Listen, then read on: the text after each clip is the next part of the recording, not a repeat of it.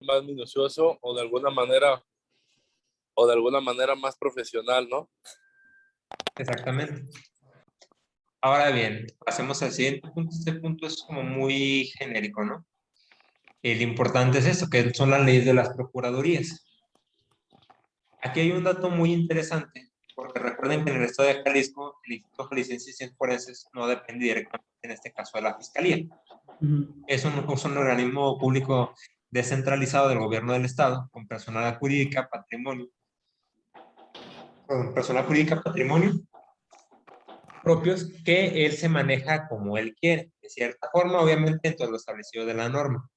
Aquí no es tanto que existan unas leyes de las procuradurías, es una ley orgánica, consiste en el decreto de creación, cuáles son las funciones del instituto y determina cuáles son el objeto para el cual fue creado, el tema del organigrama, etcétera, etcétera, etcétera.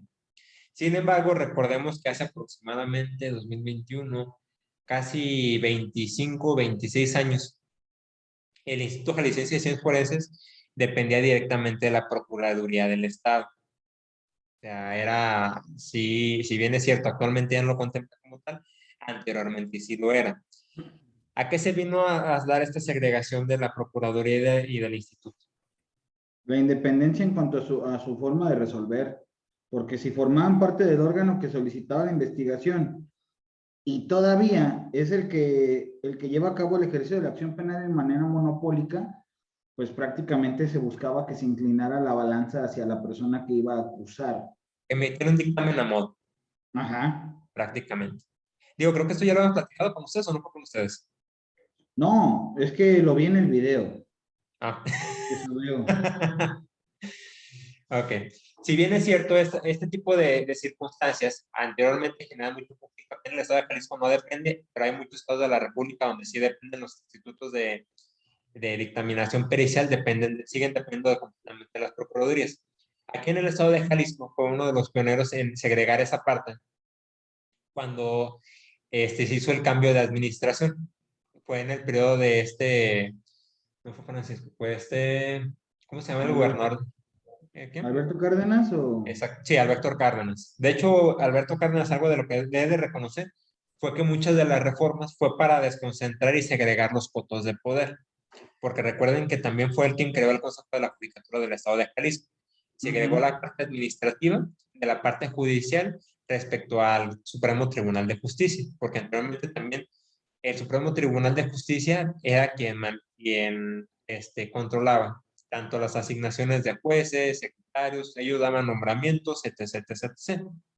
Entonces eso se hizo para generar como un contrapeso, una balanza, en cuanto a las decisiones de quienes quedaban como jueces.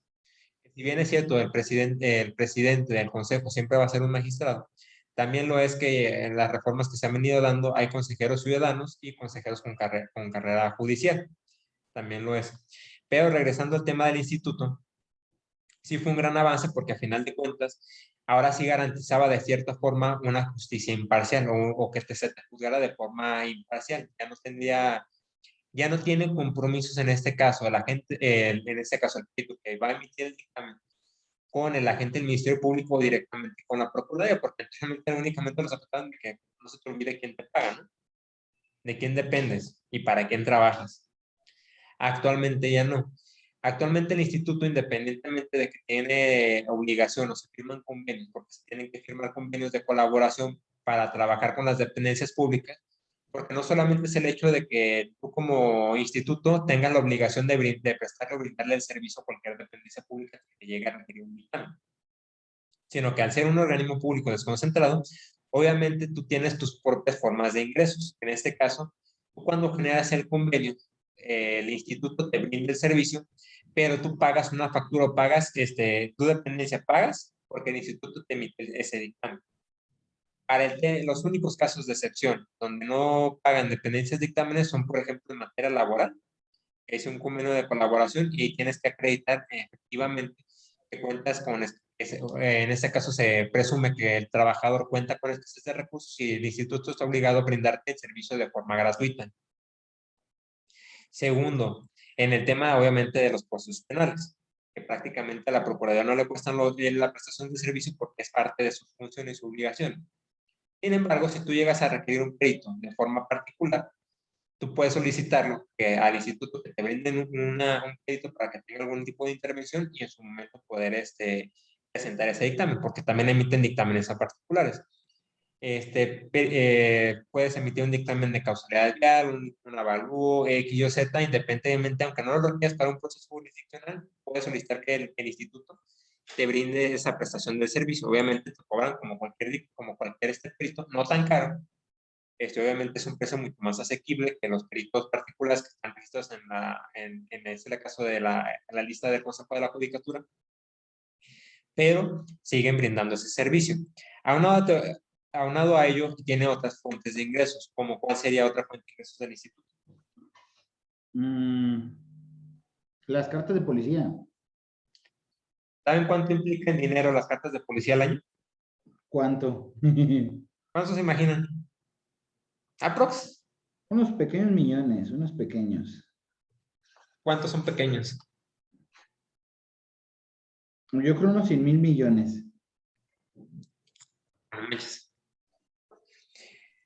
La cantidad real oscila entre 55 y 60 millones de pesos anuales, únicamente cartas de policía. Y todo por llevar lacas. Por darle sus cartas a los lacas. Eso es todo. Y no solamente a los lacos, a final de cuentas, casi en cualquier trabajo te piden que lleves una carta de policía, ¿o no? Pues sí. Digo, siempre y cuando no seas independiente, si vas a entrar hasta una fábrica como obrero y no Es por denostar correcto. la... Yo no soy lacra y ya he solicitado en algunos años a una. Sí, totalmente, es que independientemente del trabajo al que entres, siempre te van a pedir una carta de policía. Yo, por ejemplo, a mis choferes de Uber, obviamente siempre les voy a pedir carta de policía, porque también imagínate que hay un canijo que está por robo de vehículo. Digo, y así en todos los trabajos, o sea, independientemente de lo que está o de lo que trabajas, sirve como un referente para saber cuál es el proceso. También, por ejemplo, si una persona te llega con un antecedente de un niño en las cosas, pues tiene realmente trascendencia, pero si te llega por robo o alguna circunstancia más grave, pues tú ya determinas si le das para adelante o no. Pero es más que nada para eso. Y esa es una de las mayores fuentes de ingresos que tiene el instituto, pero realmente no le alcanza para la cantidad de operaciones que tiene. Incluso con las reducciones de nóminas y con los recortes presupuestales que le han venido dando, obviamente se dan cuenta de que incluso lo hemos platicado en muchas ocasiones, los dictámenes periciales tardan muchísimo en emitirlos, demasiado tiempo. Entonces sí, hay un rezago en la impartición de justicia y en muchas ocasiones por eso les pones unas friegas al momento de que están emitiendo sus dictámenes, porque como están con presión y están cortos de tiempo y la fregada, pues llegas y no hacen los dictámenes con realmente todas las formalidades y no emiten el dictamen a conciencia, sino que por la carga de trabajo lo que quieren es sacar chamba, no emiten un dictamen puntual respecto a lo que se está presentando.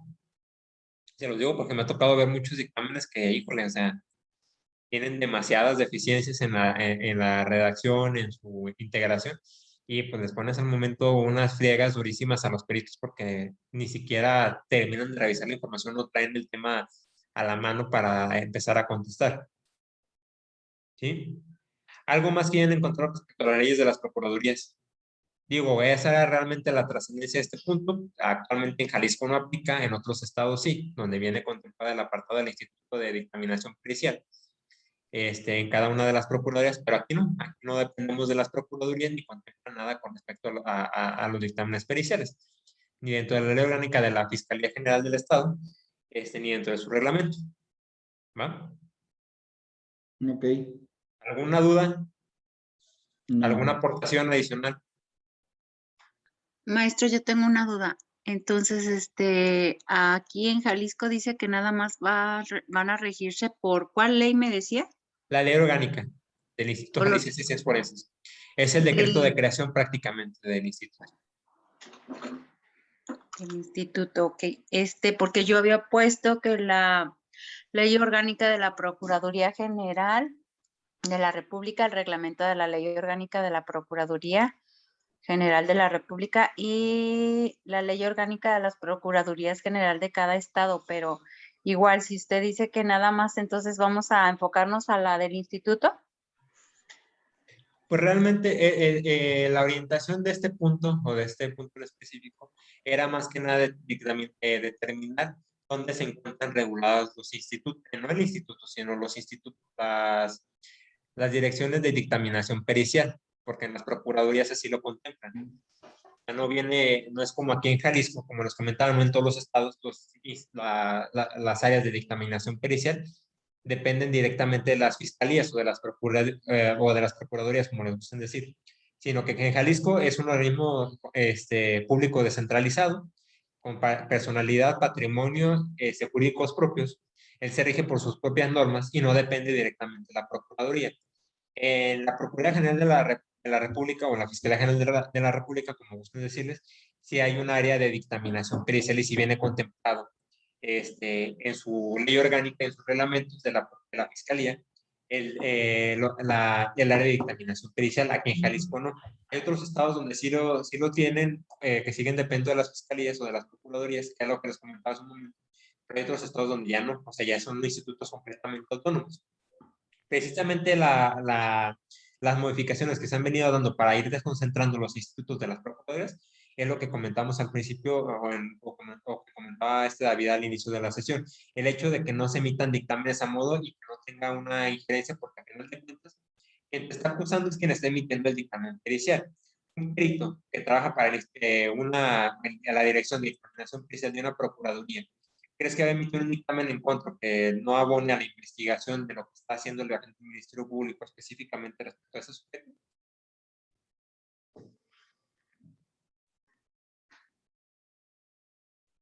Obviamente lo que va a hacer es manipularle nomás para cumplir con el patrón. Totalmente, y encuadrarle el tipo penal. O encuadrarle, en este caso, la conclusión del dictamen. Es decir, sí, esta que me presentaron, sí participó en el hecho. Obviamente no puede decir, no, ese fue fulanito, obviamente eso está impedido, pero sí da la orientación para tratar de vincular el objeto que es puesto a su escrutinio con el hecho presuntamente delictuoso. Siempre lo va a hacer de esa forma. No le va a llevar no le va a llevar la contra su patrón, en este caso si dependía directamente de una procuraduría. Y eso es a lo que nos referimos. Ok. ¿Va? Luego sigue el reglamento de el reglamento de peritos. Reitero, bueno, como se agotó en el punto que acabamos de agotar, no existe como tal un reglamento de peritos, todo depende de la ley orgánica del Instituto de Licencias Forenses. Ahí establece desde su creación, cuál es su objetivo, cómo está dividido, cuáles son las direcciones, cuáles son las áreas de estudio. Ahí te establece prácticamente toda la información. En su momento, cuando existían dependen de las procuradurías, obviamente sí existía un reglamento de peritos o un reglamento interno del área de dictaminación pericial. Aquí ya no, aquí todo lo concentraron en la pura ley orgánica, que ese es el escenario ideal a nivel nacional respecto de los institutos de dictaminación pericial, que sean organismos autónomos y que no dependan directamente de las procuradurías o de las fiscalías, según sea el nombre que se les haya asignado por el gobierno en turno. Sabemos que cada 6 años le tienen ocurrencias de que, vamos, le cambiando el nombre a la Procuraduría, a la Fiscalía, como se ha venido dando desde siempre, ¿no? Sí, maestro, yo ahí encontré un reglamento del Servicio de Carrera de Procuración de Justicia que iba enfocado precisamente a los dictámenes periciales. Encontré un reglamento de la Ley Orgánica de la Procuraduría General de Justicia, pero ese era del Distrito Federal. Y el reglamento de la dictaminación en materia de riesgos de trabajo e invalidez del Instituto de Seguridad y Servicios Sociales de los Trabajadores del Estado. Y yo quise incluir el protocolo de la cadena de custodia debido a que da como las formalidades tanto de la toma de evidencia como de cómo obtenerlas y toda esta circunstancia. Pero sí estaba a expensas de que me explicara esa parte porque yo quería saber qué era lo que los reglamentos que en sí tiene que tomar en cuenta un perito a la hora de dictaminar. Si bien es cierto, existe el protocolo de la cadena de custodia, que son protocolos, También existen manuales internos donde les establecen a los peritos, pero eso ya es dentro de sus manuales de operación, no tanto directamente de un reglamento, de cómo se deben de llevar a cabo en cada una de las áreas. Los que trabajan en dependencias públicas me entienden perfectamente que tienen en este caso, bien definido cuáles son en este caso, los manuales de procesos de cada área. Ahí te dice quién es encargado de qué, cuáles son sus funciones, todo te viene definido ahí, pero eso ya es de una normatividad interna. Con respecto a los reglamentos de peritos, hay reglamentos, como por ejemplo en la Procuraduría General perdón, en la Fiscalía General de la República, donde sigue dependiendo el Departamento de Dictaminación Pericial de la misma Procuraduría. Son sus jefes, que en muchas ocasiones y en asuntos federales me ha tocado que el Consejo de la Judicatura le pida apoyo tanto a las fiscalías, a la Fiscalía General de la República, a las fiscalías de los estados, a los institutos, o sea, busca la forma en que le colaboren para llevar a cabo un dictamen pericial. En el caso del reglamento de peritos, aquí en Jalisco no lo hay, es únicamente la ley orgánica del Instituto Jalisciense de Ciencias Forenses, porque ahí te establece, como lo comentaba hace un momento, desde cuál es el objeto de su creación, cuáles son sus funciones, cómo está dividido, cuáles son las direcciones de área, no vienen ahí directamente los protocolos, porque los protocolos son, como les comentaba, igual que los manuales de puesto, es normativa interna en este caso del instituto. Si bien es cierto, encontraste algunos reglamentos donde sí lo contemplan, pero, por ejemplo, hablando específicamente de aquí, no lo hay, ya no lo hay, porque pues, ya todos se constriñen únicamente a la ley orgánica del Instituto Jalisciense de Ciencias Forenses, donde te concentran toda la normatividad en solo un archivo. Digo, ahí sí, en este caso creo que en el temario sí necesitaremos en el encuadre que se actualizara esa parte, porque es la orientación que va a tener a nivel nacional, la transformación que van a tener las procuradurías, para que sea una justicia, en este caso, imparcial, porque sigue siendo en los estados que sigue siendo, dependiendo los departamentos de dictaminación pericial dependientes de las procuradurías, pues obviamente van a seguir existiendo sus vicios dentro del proceso, porque a final de cuentas, lo que comentamos al inicio de la sesión, no te vas a pelear con tu patrón. Jamás en la vida. Entonces, esa es la orientación que se le está empezando a dar a nivel nacional. Aquí en Jalisco fuimos de los primeros, pero todavía quedan muchos estados que no se han hecho estas modificaciones. Que alguien en algún otro estado que empieza a promover amparos por el tema en este caso de que el instituto se va a volver, pues, en este caso, dependa administrativa, jurídica y económicamente de las procuradurías, obviamente es una violación de derechos humanos porque no te da certeza jurídica para la correcta seguimiento a tu proceso jurisdiccional. Es como en es como cuando te citan a un testigo, de que los citan y les dicen que es bajo protesta de decir verdad, que no tiene ningún interés y que no depende económicamente de ellos o que no tiene alguna relación paterno-filial, ni amistad, ni la pegada. Aquí sí hay una dependencia económica por parte de los departamentos. Entonces, obviamente, si hay una dependencia económica, existe una coacción implícita al momento de emitir sus dictámenes periciales. ¿O no? Sí. Sí. Digo, no lo han hecho en otros estados, no sé por qué, pero pues bueno, ya es cuestión de ellos. Pero si se quisieran poner chuchos, si quisieran hacer unos pinches escándalos, ahí tendrían materia para hacerlo. Y les pondrían unas friegas porque al final de cuentas se acreditaría el nexo causal entre la dependencia económica, administrativa y jurídica de las fiscalías y la presión que ejercen sobre los departamentos de dictaminación pericial. Pero bueno, ya eso es problema de otros estados. Y si le llega a tocar un asunto en otro estado, pues por ahí les pueden llegar a pegar. Es divertido, nunca lo he hecho, pero sí, no por fregar a mí, me gustaría hacerlo. A ver qué resulta y cómo resolverían los tribunales federales en ese sentido. ¿Alguna duda respecto a este tema? No. Nada más una, Lic, se pudiera de alguna manera jalar ese reglamento que le comenté, el de servicio de carrera de Procuración de Justicia Federal, o no, o nada más No. tendría Es que vigencia para la ley orgánica. realmente o en este caso el ámbito de aplicación de cada una de sus normas, ahí al inicio me imagino que al inicio de ese reglamento, en los primeros artículos te debe decir cuál es el ámbito de aplicación, pero no son leyes generales para que se puedan aplicar de forma general en toda la República. Acuérdense que hay leyes especiales y leyes generales. Las leyes generales federales sí son de aplicación obligatoria para toda la República.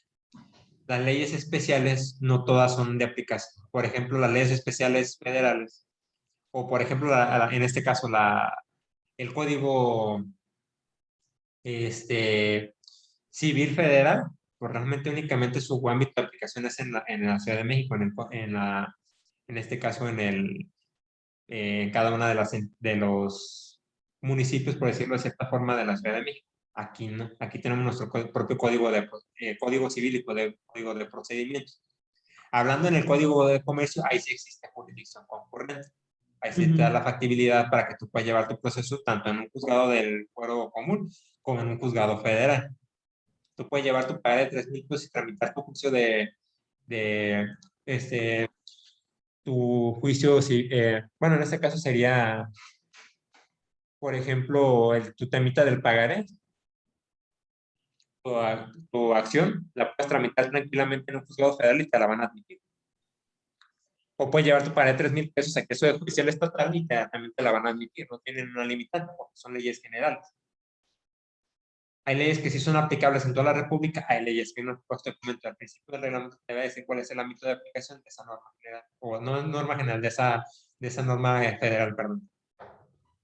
Ujú. Ok, gracias. Y por último, si mal no recuerdo, el último punto es el tema del perito oficial. ¿Qué me pueden decir del perito oficial? Lo marca el 369 del Código Nacional de Procedimientos Penales, ¿no, Lick? ¿El 3? 69. Dice, título oficial, de los peritos deberán poseer título oficial en la materia relativa al punto sobre el cual dictaminarán y no tener impedimentos para el ejercicio profesional, siempre que la ciencia, el arte, la técnica o el oficio sobre la que verse la pericia en cuestión esté reglamentada. En caso contrario, deberá designarse a una persona de idónea manifiesta y que preferentemente pertenezca a un gremio o agrupación relativa a la actividad sobre la que verse la pericia. No se exigirán los requisitos para quienes declaren como testigos sobre hechos o circunstancias que conoció espontáneamente, aunque para informar sobre ellos utilice aptitudes especiales que posee en una ciencia, arte, técnica u oficio. Las personas que estén capacitadas para formular dictámenes de las ciencias técnicas, artes u oficios realizarán interpretaciones, traducciones necesarias para el auxilio de la Administración de Justicia. Y ya yo saqué un poco de doctrina sobre el tema y fue lo que yo de alguna manera investigué o conseguí. Okay. ¿Alguien más? Sí, yo, profe, ese artículo yo creo que más bien está enfocado a cualquier A los tipo de requisitos perito. o a la Así facultad es. o a las atribuciones que tienes para cumplir como perito, es correcto. Así es, sí, o sea, puede ser un perito particular, puede ser un perito oficial. Normalmente los peritos oficiales pues son los que el mismo Ministerio Público o el mismo juez Pues, designan para emitir el dictamen, y son los que normalmente ellos toman en cuenta, porque pues obviamente un peritaje particular va a estar enfocado hacia la parte que lo está ofreciendo. pues no necesariamente, únicamente debes de tener una buena argumentación y saber cómo desvirtuar en este caso el dictamen ofrecido por el perito oficial, que es lo que les comentaba hace un momento. Regularmente por la carga de trabajo que tienen los peritos en institutos jaliscienses y forenses, ellos sacan la chamba, o sea, no tienen, no demasiados errores, pero sí tienen errores al emitir sus dictámenes especiales, hablando un poquito de los dictámenes que tienen una mayor aplicación científica. Por ejemplo, pueden existir peritos traductores, que esos no tienen mayor trascendencia más que traducir un documento. Por ejemplo, los que sí tienen mucha actividad son los peritos de dictaminación en causalidad vial, porque eso sí se tiene que trasladar a campo. Un ingeniero, por ejemplo, un ingeniero civil también se tiene que trasladar a campo. perdón, o sea, hay mucho tipo de peritos que sí les conviene muy el tiempo porque se tienen que estar trasladando a campo, pues obviamente no les da el tiempo. No, y ¿Qué tanto además, pues? profe, hay materias que están enfocadas o que no tienen pues ellos las personas idóneas para emitir el dictamen. Por ejemplo, yo que manejo mucha responsabilidad médica, pues son médicos forenses, entonces no tienen la especialidad, por ejemplo, alguno en cardiología y emiten los dictámenes pues muy general y muy escuetos porque no tienen la especialidad. Sí, es que realmente el enfoque que, perdón, el enfoque que tienen los peritos del instituto son muy generales, o sea, son Ujú. multidisciplinarios. Se escucharía absurdo porque sí tendrían que tener especialidad cada uno de los peritos en su materia, pero son multidisciplinarios los peritos. Yo, por ejemplo, me doy cuenta que los que han revisado la lista de peritos del Consejo de la Judicatura del Estado de Jalisco, hay peritos que son, bueno, se han dado cuenta que aparecen como peritos evaluadores, peritos Sí. ingeniero civil, grafoscopía y documentoscopía, o sea, tienen como 5 o 6 actividades esos peritos. Acá en el instituto es igual, o sea, digo, son médicos generales, los que, por ejemplo, en tu caso, Gaby, de que hablas de que tú manejas muchos temas médicos, son médicos generales, o sea, no tienen la especialidad en cardiología o en cierta, digo, es como nosotros los abogados, o sea, tenemos nuestras propias especialidades. Podemos tener ese conocimientos básicos generales de cualquier materia, pero la especialidad o el enfoque que le damos a nuestra carrera es muy específico, igual los médicos. Los peritos del Instituto Jalisciense de Ciencias Forenses también son iguales, o sea, hay peritos que te manejan 3, 4, 5 áreas de especialidad y lo acreditan con un curso, con un diplomado que hayan tomado y así se los hacen válidos. El problema es que cuando empiezas a cuestionarlos con un buen cuestionario, más bien un contrainterrogatorio al perito, cuando empieza a confrontar cuáles fueron los métodos de estudio, cuál es el grado de asertividad que tiene el dictamen especial en porcentajes, qué fuentes de información tomaste como base, qué autores tomaste como base para emitirlo y qué es la opinión que te merecen ellos o qué opiniones se emitían ellos respecto a sus dictámenes periciales. O sea, empiezas a apretarlo y lo Sí. truenas, ¿eh? No, de hecho, ¿sabe qué hago yo? En casos así, si el perito oficial, su dictamen no me conviene, yo lo que hago es objetarlo en cuanto a sus conocimientos y pericia, porque no tienen la pericia y los conocimientos precisamente para emitir un dictamen de cierta especialidad. Entonces, lo que hago, los objeto y solicito un tercero en discordia. Y para que sea, o que tenga valor probatorio pleno, y adquiera como el de uno oficial, solicito que se gire a oficio al colegio de la especialidad que corresponda para que me nombren un perito. Sí, pero es para eso, para objetarlo en cuanto a sus conocimientos, que no debes de acreditar la carencia de conocimientos para que te lo concedan. O digo, eso te funcionaría para efecto de que lo aprietas, lo truenas en el dictamen pericial y ya con Sí, eso, primeramente le restas el valor al dictamen pericial emitido por, en este caso, por el MP y pela, ¿eh? O sea, ya así, sí. ahorita va como le hundes el barquito, entonces ya ahí le puedes empezar a pegar, que es lo que te Ujú, comento, que es lo que ujú. regularmente yo también hago. O sea, llego primero los aprieto para que, digo, ¿qué peritos te saben contestar todo eso? No, ninguno, Hablando del Instituto Jalisciense de Ciencias Forenses, no, ninguno. son muy pocos los que pueden llegar a tener esos conocimientos. Ujú. Porque desde que analizas el dictamen pericial, empiezas a ver aquí no me queda claro, aquí tienes deficiencia, No, es que Ahora un ¿sabe cuál es contrainterrogatorio, vámonos. la primera pregunta que yo les hago cuando no me conviene ese dictamen? ¿Cuántas cirugías han tenido en torno al dictamen que están realizando?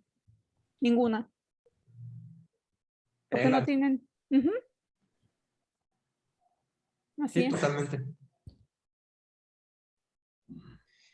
Y en este caso, como lo comentamos, el proyecto oficial efectivamente es el proyecto designado por la autoridad. En este caso puede ser por la gente del Ministerio Público o por el juez ya dentro del proceso, cualquiera de los supuestos, sobre el objeto o de objeto materia de estudio para del caso específico en particular. Básicamente será eso. Están muy cortitos los temas, muchachos. ¿El qué? Están muy cortitos los temas. Ujú. ¿Cuántos temas faltan para acabar el programa?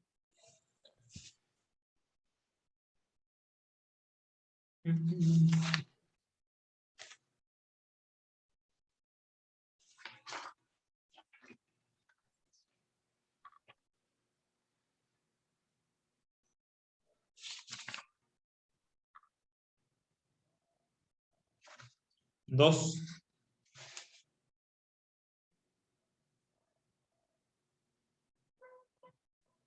En cualquier rato nos los aventamos, hombre. Está bien, de todos modos hay materia para ampliar los temas. Es que de hecho se me hace como mucho, se me hace como muy, Escueto. no, que sí, así, pero sí. Pero bueno. ¿Algún otro tema, muchachos, que quieran tratar? ¿O ese quieren ir a descansar?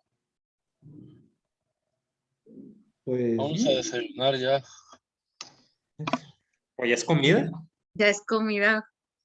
Dichosos ustedes, señores, porque yo no. Pues yo porque no le dije a quieres.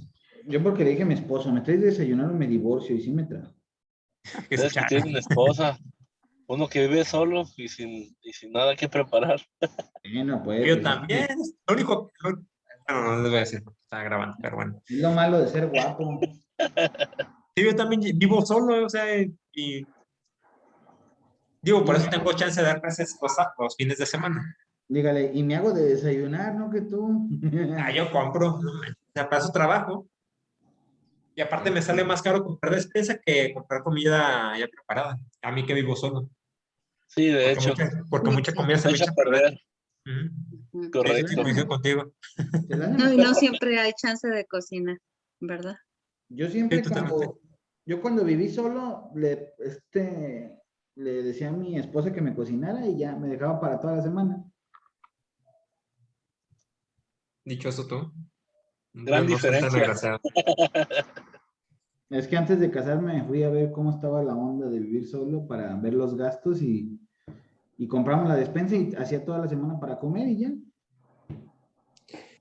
Pues listo, muchachos, queda poquito tiempo. Cerramos la sesión el día de hoy y nos vemos la siguiente semana. No tenemos luego la actividad de que ventilaremos la siguiente sesión, ¿va?